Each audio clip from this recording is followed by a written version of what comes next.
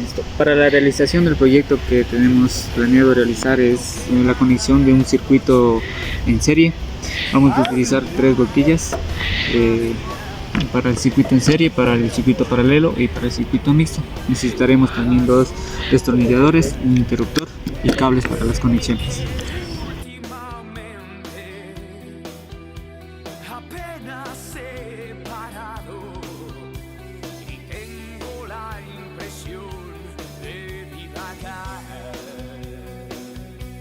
Se va a explicar cómo se realiza una instalación en circuito en serie.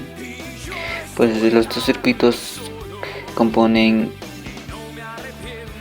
de una fuente eléctrica en donde se origina la energía que se transmite por el conductor.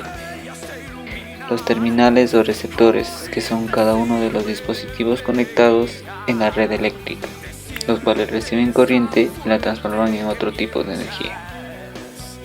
Cabe recalcar que la cantidad de corriente es la misma que pasa en todos los componentes, que también tienen una sola ruta para el flujo eléctrico, y la cantidad de voltaje utilizada por cada carga dependerá de la resistencia de la carga. Un dato a tomar en cuenta es que si ocurre una interrupción en uno de los componentes del circuito, se detendrá todo su funcionamiento. Tal es igual a la suma de las tensiones en cada uno de los dispositivos conectados en serie. Por lo que los componentes deben funcionar todos de manera simultánea o no funcionará ninguno. Para el circuito en paralelo necesitaremos de 3 boquillas acompañado de 3 focos. También necesitaremos los cables para las conexiones y nuestra fuente de alimentación, que sigue siendo los 120 voltios, que nos da un tomacorriente. Del circuito en paralelo podemos decir que todos los elementos tienen el mismo voltaje. En este caso, todas las boquillas tendrán el mismo voltaje, mientras que la corriente depende de la resistencia de cada elemento. Veremos el funcionamiento del circuito en paralelo. Como podemos ver, si quitamos un foco, los demás focos seguirán funcionando y viceversa. Esto es porque cada foco es independiente.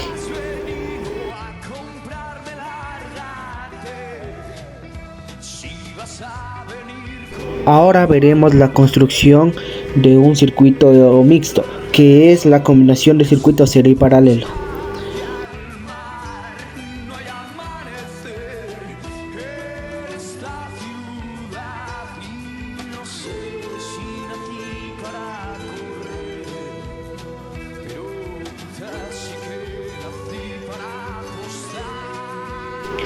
Cabe recalcar que para cada circuito necesitaremos de su interruptor. Pero ahora estoy contra las cuerdas y no veo ni una forma de salir. Pero voy a apostar fuerte mientras juega. Comprobado, podemos aportar que no todas las lámparas van a iluminar de la misma manera. La que está en serie será la que más alumbre, en este caso la que está apartada, ya que por ella circula toda la intensidad o la corriente. Finalizada la comprobación de los 3 circuitos, lo que usaremos es una pistola de silicona para pegarlos en la plancha de triplex.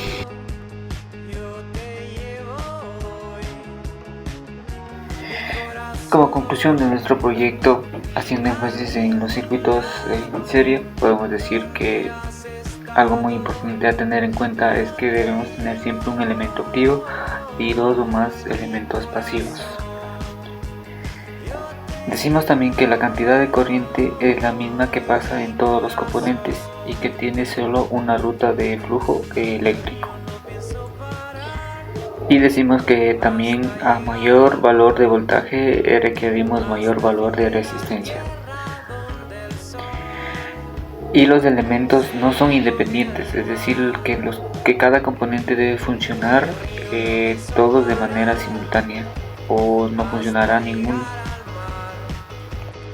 Una de las recomendaciones más importantes que hay que tener en cuenta al momento de realizar el proyecto es que debemos utilizar instrumentos apropiados para probar circuitos, así como también utilizar equipos de seguridad cuando sea necesario. Así como también debemos evitar el contacto de aparatos eléctricos cuando nosotros tengamos las manos mojadas, y sobre todo tener nuestra área de trabajo limpia y ordenada. Como conclusión, puedo aportar que cada circuito se comporta de diferente manera. Como podemos observar en el circuito en serie, sus lámparas, la mayoría, o sea las tres, no se encienden completamente. En cambio, en el circuito en paralelo podemos observar que los focos se encienden totalmente. Esto es por el voltaje y la corriente que varían dependiendo del circuito. Y como recomendación puedo aportar que es importante realizar bien las conexiones, viendo bien los esquemas, ya que podemos ocasionar un cortocircuito y dañar los instrumentos y los materiales.